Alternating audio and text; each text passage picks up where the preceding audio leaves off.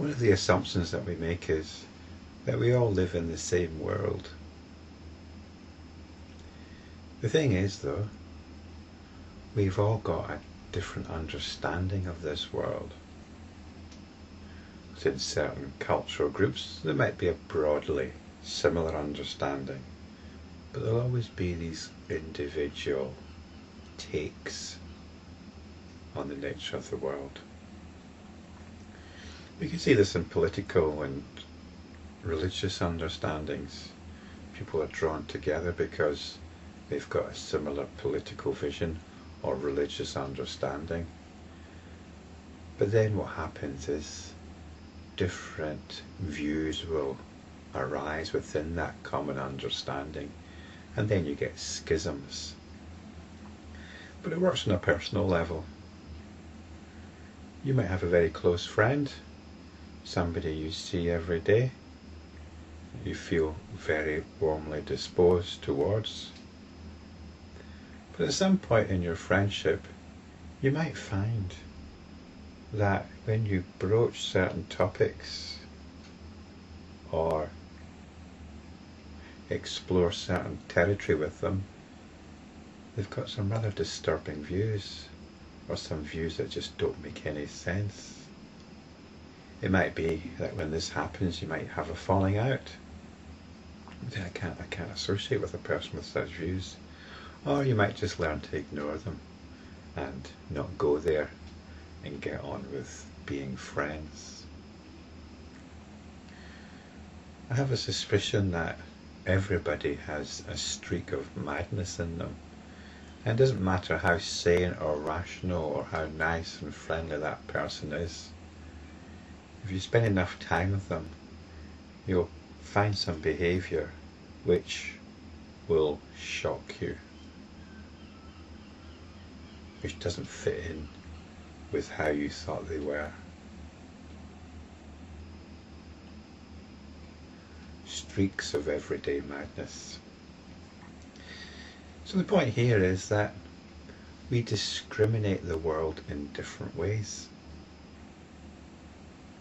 The idea that we inhabit a common world is, well, this world is a theoretical construct. Scientists, mathematicians try and come up with an objective understanding of this common world that we all inhabit.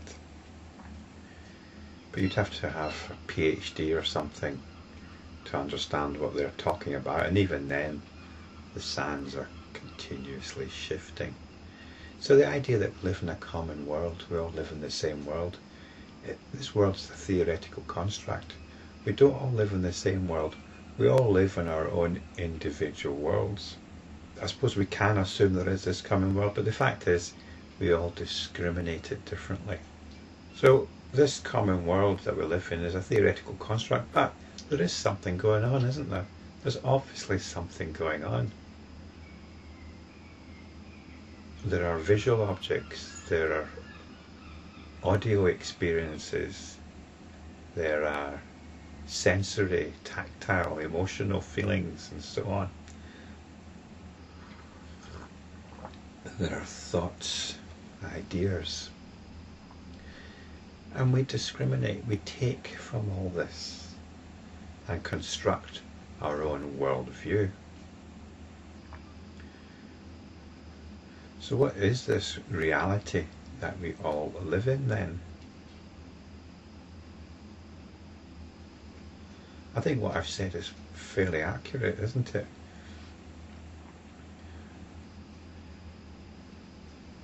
It doesn't take much thinking to come to this understanding. Let's look at what the next verse has got to say.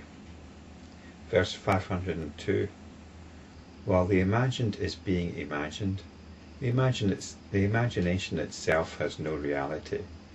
Seeing that discrimination has no reality, how does it take place?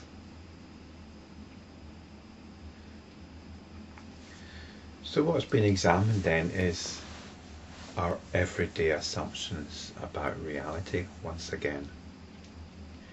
Because reality is what we imagine it to be. Most of us would take reality as that which gets us by in terms of survival. In other words, we don't really want to think about this. We want to get on with our survival needs. And even when you've got everything you need for survival, you're still driven by the need to accumulate more of the same. So you could be very wealthy, but you're still driven by these survival needs. So what's the point in looking beyond this? At one time I would have said that these teachings have got no relation to survival needs, but my own experience tells me otherwise. One thing we need to survive is the tyranny of our own mind, of our own moods, our own thoughts. From this point of view, these teachings are invaluable. But that aside, what we're really concerned here with is our work as enlightenment practitioners. And this work liberates us from all our limitations. So when we're not abiding in realization, we're caught up once again in discrimination. We're caught up with ideas about what is real. And what I said in the early part of this video is that all of this discrimination that goes on, all of this reality that we believe we inhabit, is nothing objective about it. It's something that we discriminate. It's a product of our own imagination. There's actually a term for this, it's the parikalpita, and it's called the false imagination. False means that it's got nothing to do with reality. It is something that we inhabit. It's a story that we inhabit, a fabrication that we inhabit.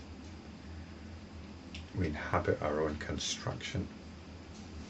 So that's what this first phrase is saying. While the imagined is being imagined, the imagination itself has no reality. So we're not living in something real, even though we take it as real, even though we feel that we've got no choice but to take it as real. It's imagined. And that being the case,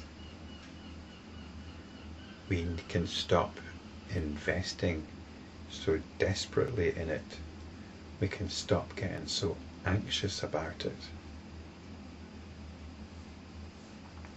Some of the strongest emotions that we have are when we're dreaming. Some of the most intense emotions are when we're dreaming. It can be emotions of fear, anxiety, terror, but they can also be intensely erotic emotions, intensely blissful emotions. This is what comes from our dreams, and our dreams are clearly our imagination. So the second phrase, seeing that discrimination has no reality, how does it take place? So what we discriminate has no reality. How does it take place? It's because we're lost in a dream. We are lost in a dream.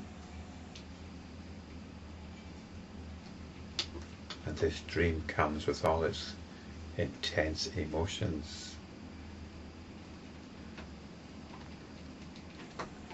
And these emotions are very real for us. But once we